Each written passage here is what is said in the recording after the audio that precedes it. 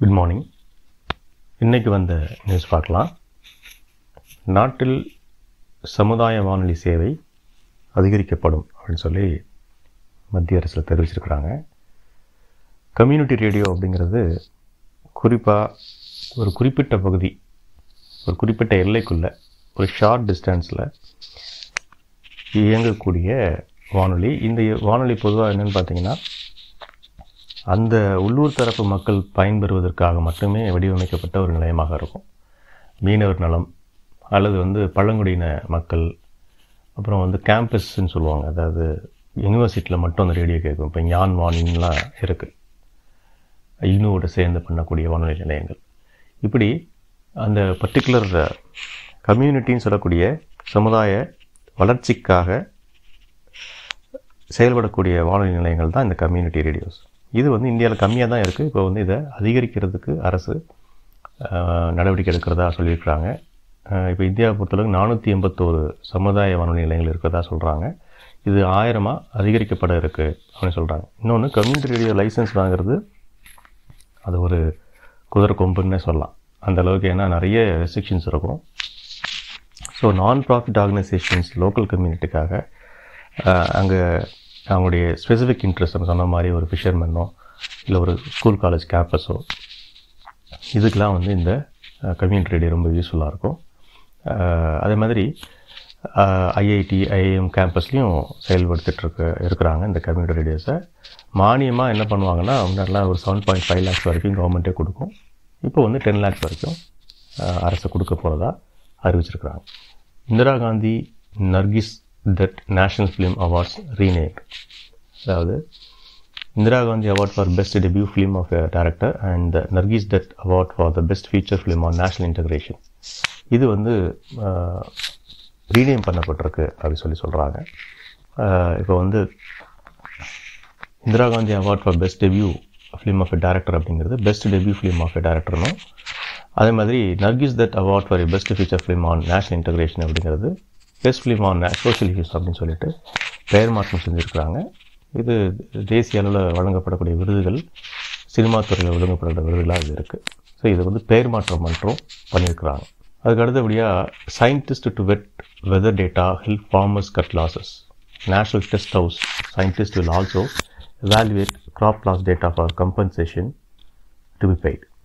அதாவது இன்டிகிரேஷன் சொல்லக்கூடிய தேசிய பரிசோதனை மையம் ஒன்று இருக்குது, நேஷனல் டெஸ்ட் ஹவுஸ்ன்னு சொல்கிறாங்க. இது கவர்மெண்ட்டுக்கு கீழே இருக்கக்கூடிய ஒரு மையமாக இருக்குது. இதை பேஸ் பண்ணி வெதர், அதாவது வின்ஸ்ன்னு சொல்கிறாங்க, weather information network and data system, அது பேர் தான் வின்ஸ். இது லாஸ்ட் இயர் லான்ச் பண்ணாங்க மத்திய அரசு. அதுக்கு பேர் வின்ஸ், WINDS. இது என்ன பண்ணுறாங்கன்னா, லோக்கல் லெவலில் விவசாயிகளுக்கு அக்யூரேட்டான வெதர், துல்லியமான வானிலை அறிக்கை கொடுப்பதற்கு. உதாரணமாக குறிப்பிட்ட இந்த பகுதியில் மட்டும் மழை பெய்யும், இந்த இடத்துல மட்டும் வெயில் அடிக்கும், இந்த இடத்துல மட்டும் புயல் அடிக்கும்னு சொல்லி அதாவது பொதுவாக தான் நம்ம அறிவிப்பை சொல்லுவாங்க, தமிழகம் முழுவதும், இந்தியா முழுவதும் சொல்லி ஒரு ஜென்ரலான ஒரு வெதர் ஃபோர்காஸ்ட் தான் இருக்கும். ஸோ இந்த நேஷனல் டெஸ்ட் ஹவுஸ் என்ன பண்ண போகிறாங்க அப்படின்னா, பர்டிகுலராக ஒரு விசினிட்டின்னு சொல்லக்கூடிய குறிப்பிட்ட எல்லைக்குள்ளே இயங்கக்கூடிய அல்லது அறிவிக்கப்படக்கூடிய டேட்டா கலெக்ஷன் சென்டர்ஸ் மூலமாக வெதர் அசஸ்மெண்ட் பண்ணலாம் அப்படி சொல்லி. உதாரணமாக சாயில் மாய்ச்சர், ஈரப்பதம், இந்த மாதிரி பல விஷயங்கள் விவசாயிகளுடைய வளர்ச்சிக்காக பண்ண இருக்கிறாங்க. அதுக்கு பேர் வின்ஸ் ஞாபகம் வச்சுங்க. வின்ஸ் is an initiative of the agriculture ministry. அதுக்கப்புறம் government launches rooftop solar scheme to benefit 10 million homes. நேற்று PM சூரியகர் முஃப்த் பிஜ்லி யோஜனா அப்படின்னு சொல்லி சூரிய தகடு திட்டத்தை நேற்று ஆரம்பிச்சிருக்கிறாங்க. 300 யூனிட் மின்சாரம் இதன் மூலம் கிடைக்கும். இதில் 10 மில்லியன் மக்கள் இதன் மூலம் பயன்பெற இருக்கிறாங்க அப்படின்னு சொல்லி நேற்று சொல்லியிருக்கிறாங்க. கிட்டத்தட்ட 75,000 கோடி ரூபாய் செலவு முதலீட்டில் இதை அறிமுகப்படுத்தியிருக்கிறாங்க. திட்டத்தினோட பேர் PM Suryaghar Muft Bijli Yojana, rooftop solar scheme. இது Then 23-year-old is TN's first tribal woman civil judge. சமீபத்தில் தமிழக தேர்வாணையம் நடத்திய